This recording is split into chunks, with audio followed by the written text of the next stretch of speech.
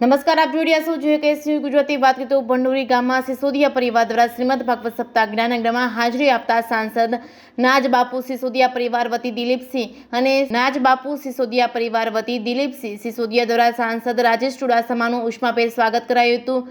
નૂરસિંહ પ્રાગટ્યમાં હાજરી આપતા જૂનાગઢ જિલ્લાના સાંસદ રાજેશ ચુડાસમા સિસોદિયા પરિવાર વતી વક્તાના વરદ હસ્તે પ્રદીપભાઈ પંડ્યાના હસ્તે કરાયું હતું સન્માન। સિસોદિયા પરિવાર દ્વારા શ્રીમદ ભાગવત સપ્તાહ જ્ઞાનયજ્ઞનો મોટી સંખ્યામાં ધર્મપ્રેમી જનતા દ્વારા લાભ લેવામાં આવ્યો હતો। જે કે ગુજરાતી સાથે પ્રતાપ સિસોદિયા માળિયા હાટીના।